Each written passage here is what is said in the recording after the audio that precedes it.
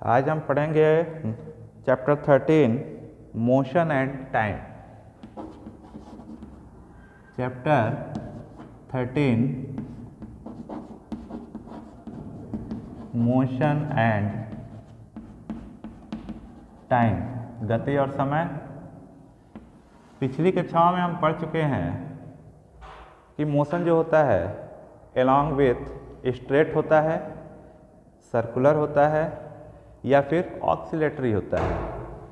लेकिन हम यहाँ देखेंगे कि इन तमाम चीज़ों के होने के बावजूद आखिर यह मोशन जो है कभी कम होता है, कभी ज़्यादा होता है। फॉर एन एग्जाम्पल, हम बाइक राइड करते हैं और मान लीजिए कि बाइक से हम अपने स्कूल से अपने घर गए।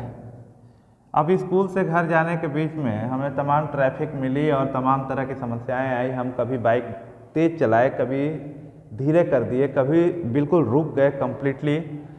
तो क्या होता है, कभी हम तेज़ चलाते हैं, ठीक है, तेज़ चलाते हैं वो फास्ट मोशन, कभी जो है बहुत धीरे चलाते हैं उसको स्लो मोशन। ठीक, तो इस तरह से फास्ट और स्लो यह चीज़ें मोशन में होती रहती हैं। अब जैसे मान लीजिए फास्ट, जैसे कोई बच्चा है जा रहा है, अगर उसको कुत्ते ने काटने के लिए दौड़ा है तो अपने बहुत तेज मोशन से दौड़ेगा, यानी कि फास्ट रनिंग कर रहा है। लेकिन आराम से जा रहा है, कोई इधर उधर कोई ऑब्स्टेकल नहीं है, कोई खतरा नहीं है, सीधे चला जा रहा है, ठीक है।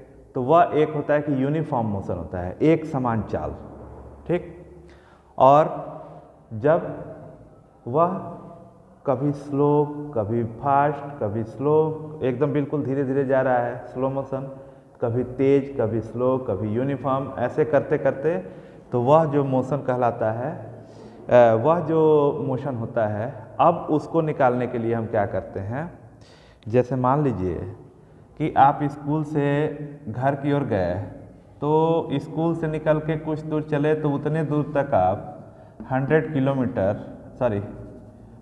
किलोमीटर पर आवर की स्पीड से चले। कुछ दूर जाने के बाद आपको ट्रैफिक मिला तो ट्रैफिक में आप 20 किलोमीटर पर आवर की स्पीड ले लिए। फिर जब घर जाने की ओर हुआ और आपको थोड़ा सा खाली रास्ता मिला, थोड़ी सी आप स्पीड बढ़ा लिए 30 किलोमीटर पर आवर और आप अपने घर पहुंच गए। अब आपको टोटल स्पीड काउंट करनी है, मोशन जो है अब आपको इसमें दूसरे तरह से काउंट करना पड़ेगा। इसके पहले आपको एक चीज़ समझनी पड़ेगी। अब इसके पहले चीज़ ये समझनी पड़ेगी कि स्पीड क्या होता है। ये तो आप समझ लीजिए स्लो मोशन और फास्ट मोशन। यहाँ से फास्ट गए, फिर थोड़ा स्लो हुए, फिर थोड़ा फास्ट हुए, तो ये फास्ट और स्लो मोशन था, इसमें कोई कैलकुलेट नहीं करना था। लेकिन इसके पहले आप एक चीज़ पढ़ेंगे, स्पीड। स्पीड क्या होती है? तो जैसे मान लीजिए कि अगर आप अपने स्कूल से घर गए, स्कूल से घर गए तो मान लीजिए कि स्कूल से आप 1 बजे दिन में चले हैं और घर पहुँचे 1:30 पर, यानी कि 30 मिनट में आप घर पहुँच गए। जब 30 मिनट में घर पहुँच गए तो यहाँ से आपके घर की दूरी कुछ होगी, मान लीजिए 10 किलोमीटर है, ठीक है। यानी कि 10 किलोमीटर जाने में कितना टाइम लगा? 30 मिनट। यही स्पीड होता है। स्पीड इक्वल टू होता है, speed equal to distance upon time. Speed equal to distance upon time, यानी कि एक निश्चित समय में तय की गई दूरी ही क्या होती है? स्पीड होती है। तो स्पीड को हम काउंट कर लिए। लेकिन स्पीड में भी ऐसा होता है कि मान लीजिए कि स्लो मोशन किए, फास्ट मोशन किए, स्लो किए, फास्ट किए, रुक गए, तो कैसे स्पीड काउंट की जाएगी? तो उसमें स्पीड काउंट करने के लिए आप क्या करते हैं कि एवरेज स्पीड निकालते हैं। Average speed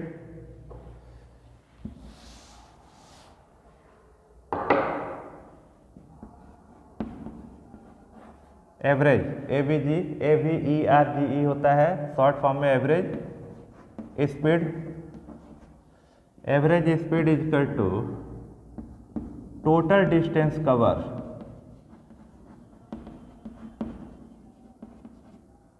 total distance upon total time taken,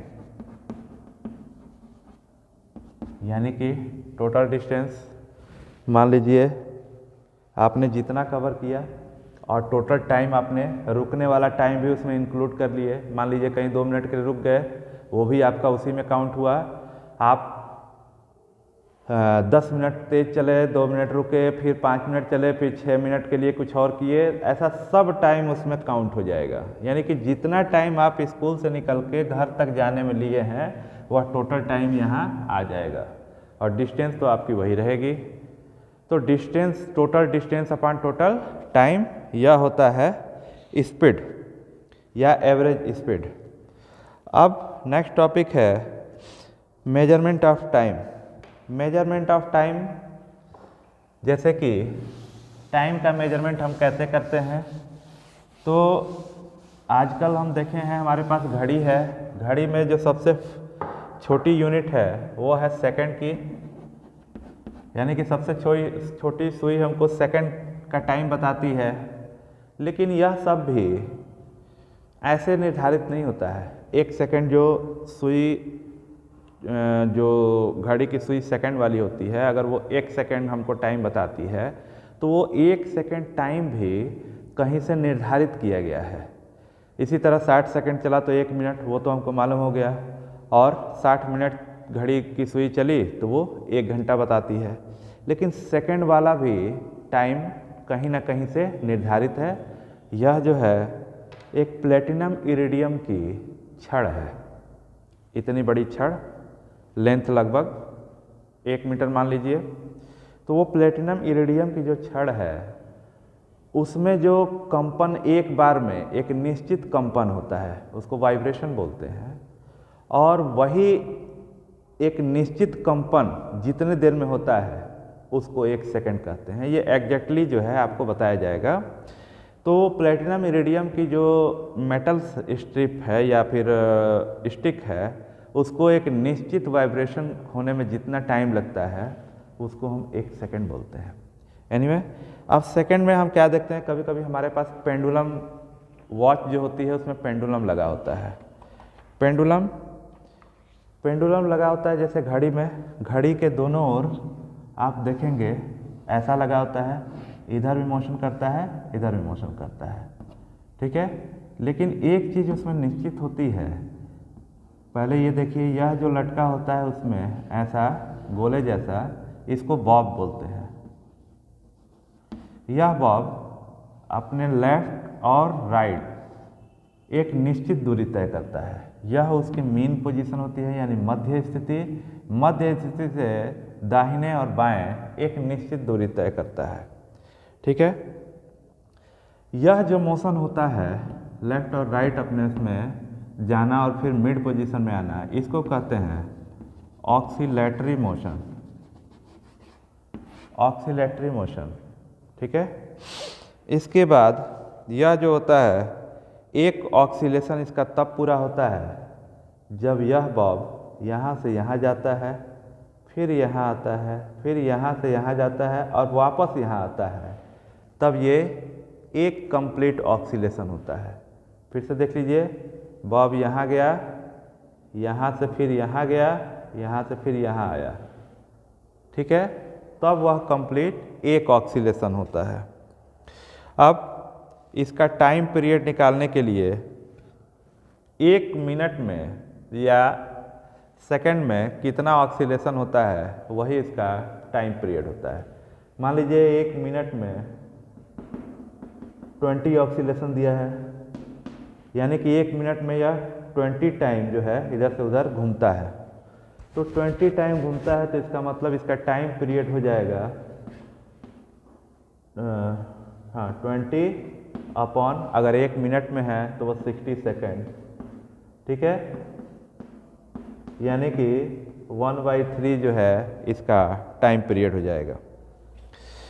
अब unit of time and speed, आखिर हम टाइम को कैसे मेजरमेंट करेंगे और स्पीड को कैसे मेजरमेंट करेंगे।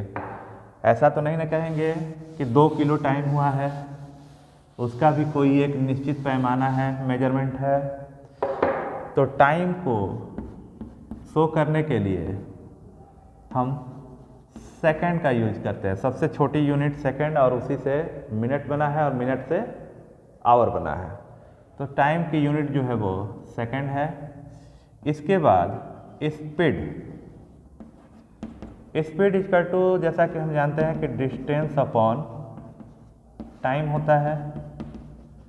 अब यूनिट लिखते समय हम एक बात ध्यान रखते हैं कि जो जो फैक्टर हम इसमें यूज किए हैं, डिस्टेंस और टाइम, इन दोनों की यूनिट रहेगी। डिस्टेंस को हम मीटर में नापते हैं, सेंटीमीटर में नापते हैं, मिलीमीटर में नापते हैं, लेकिन सिंपली हम मीटर यहाँ लेते हैं और टाइम को सेकंड में। यानी कि स्पीड की यूनिट हो गई मीटर प्रति सेकंड, इसको पर बोलते हैं या प्रति बोलते हैं, तो मीटर पर सेकंड। अब ये जो है मीटर पर सेकंड, यहाँ पे किलोमीटर पर आवर भी हो सकता है, या सेंटीमीटर पर सेकंड भी हो सकता है, मिलीमीटर पर सेकंड भी हो सकता है, पर आवर भी हो सकता है। यह जो है डिपेंड करता है कि कौन चीज़ कैसे चल रही है, उसका मोशन कैसे है, उस पर डिपेंड करता है। तो इस पर कंफ्यूज होने की ज़रूरत नहीं है कि केवल मीटर पर सेकंड है, वह किलोमीटर पर आवर भी हो सकता है, सेंटीमीटर पर सेकंड भी हो सकता है, मिलीमीटर पर सेकंड भी हो सकता है। ठीक है, तो आज के लिए इतना ही, नेक्स्ट कल।